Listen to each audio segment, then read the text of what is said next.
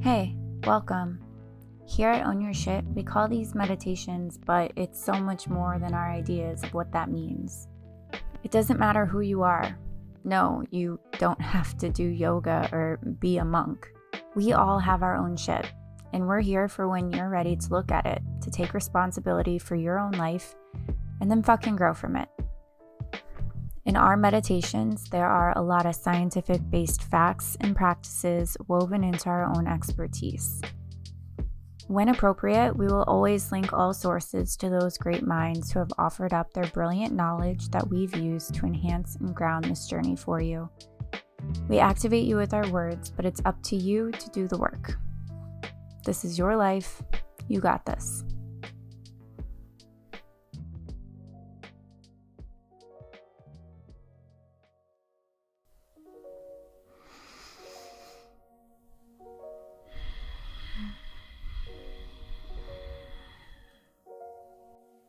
Get comfortable, whatever that means for you in this moment.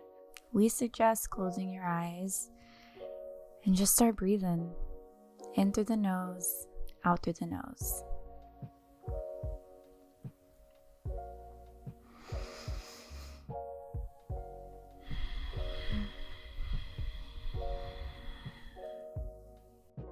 Gratitude. We know what it means in definition. In this intangible, just say thank you to be polite kind of way. It's a feeling, right? A feeling that isn't fully explainable. We don't know how to get there, and we aren't taught in any way how to actively walk through life in gratitude, because the adults in our lives weren't taught it as children, and the adults in their lives weren't taught it as children, and yeah, you get it. Mostly our understanding is this thing we conceptualize in our intellect as good.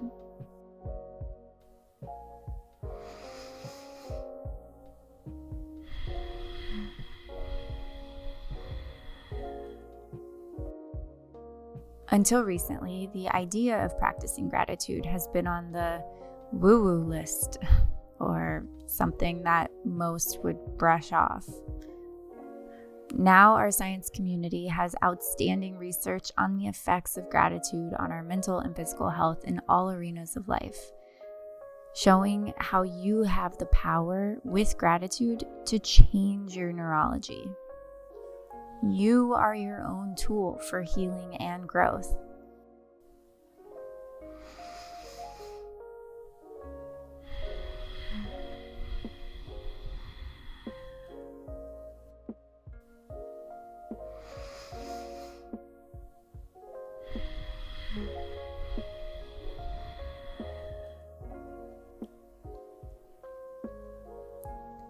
It's often suggested to write down what we're grateful for in our day-to-day lives, and I do this. It feels good. It's nice to have that time of reflection, especially when I've had a shitty day and my mindset is operating at a low vibration. Do it if you haven't. It's lovely.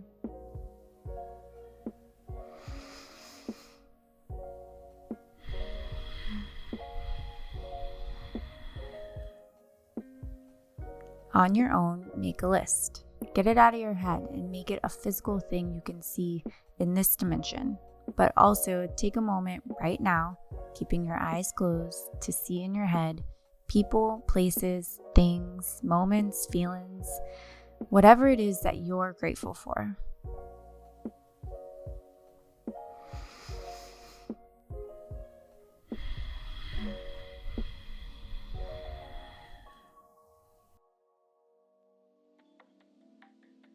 If you're seeing something like your car, awesome.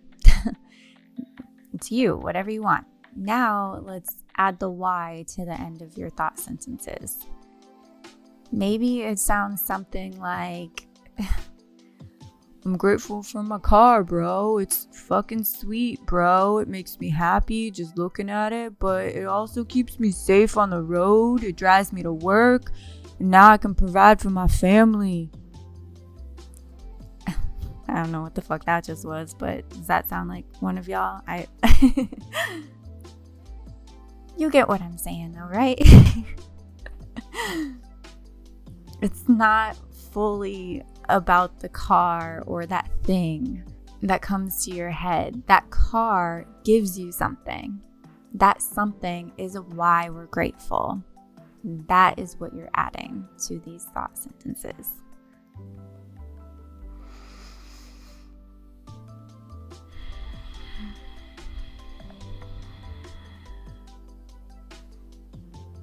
One that keeps popping up for me is sunshine on my skin. And then I tell myself my why.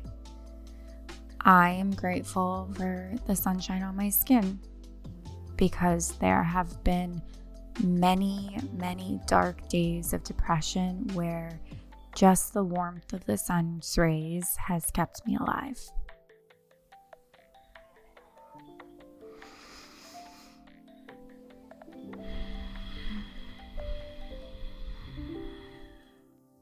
When you give yourself this time to write out the whats and the whys, you are building awareness to the world outside of yourself. Keep breathing. This is step 1.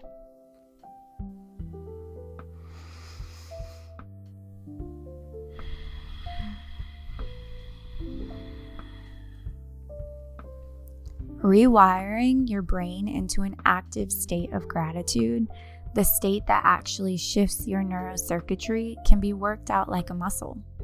Once you've tapped into this process for yourself, all it takes is a single thought to drop you into this enhanced state.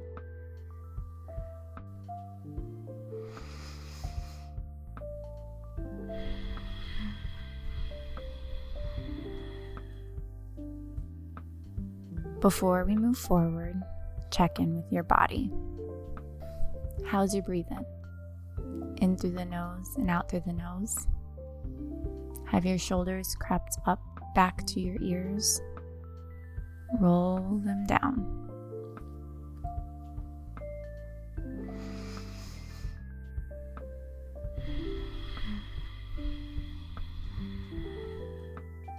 Step 2. Where is a moment in your life where you thank someone for something that they did or for simply who they are? A genuine thank you, not some half-assed sarcastic thank you. Your heart's gotta be in it or your brain will know.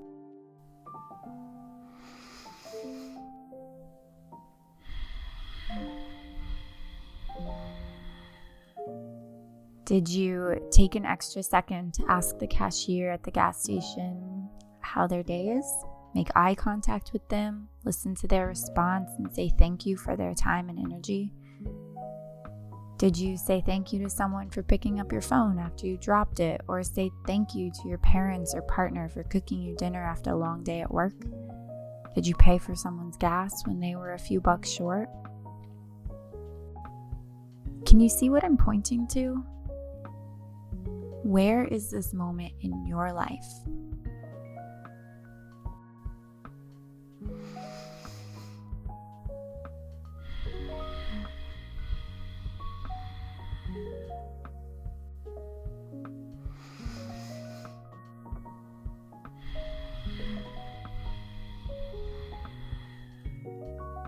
Did you find one?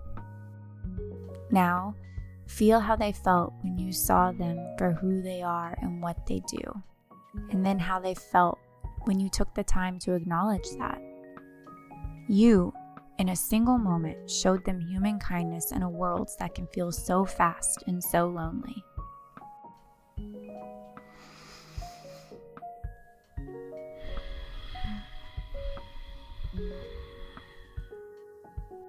Here is where we start the brain surgery, where we start to make those neurological shifts, but not in us or for us, in others.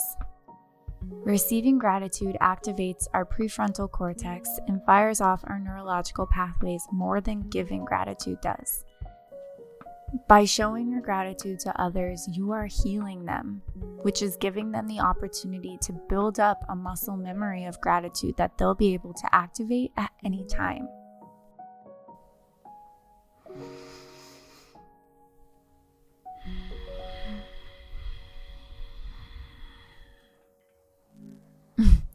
I can hear some of your opinions getting triggered saying, cool, that's nice and all, but I don't really want to do it for others. I want to do it for me.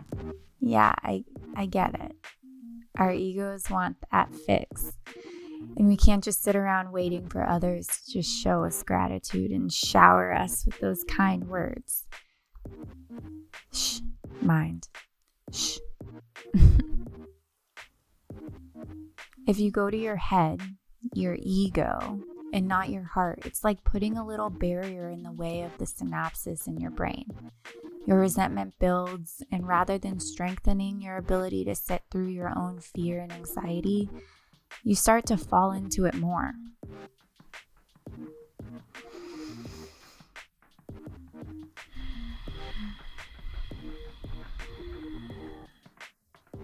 By reliving these moments of when others have been touched to receive help or to have been seen or understood, and allow ourselves to live through their experiences of gratitude, we are also activating. Through the retelling, remembering of these stories, we are also stepping into that enhanced activation and receiving that gratitude too. Told you to just shh.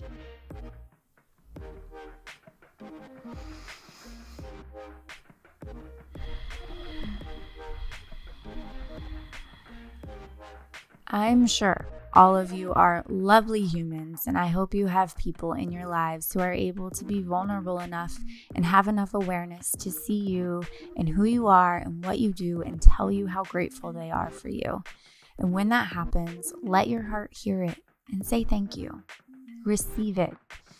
It is in this receiving action where the healing occurs.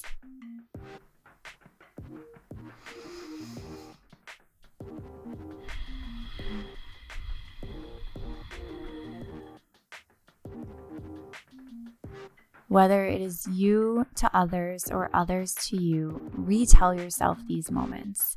Write them down each night. Say one or two to yourself at a stoplight once a day. It doesn't take long to do this brain surgery and for the healing to occur, and to make gratitude a tangible thing that we can choose to hold every day, in every single moment.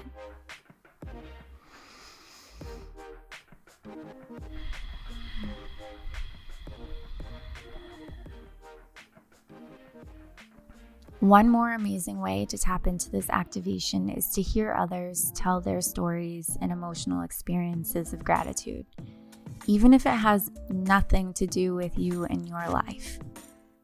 Hearing them receive it heals us too.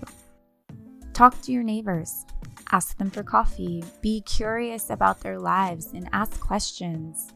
Celebrate their struggles and the journey that they're on and their wins.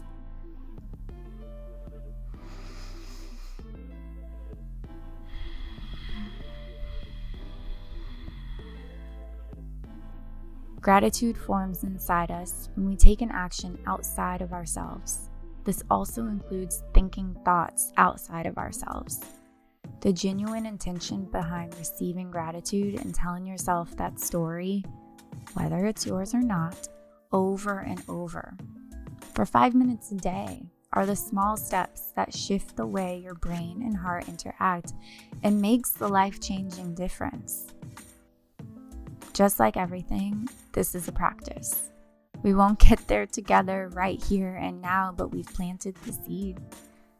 The rest is up to you.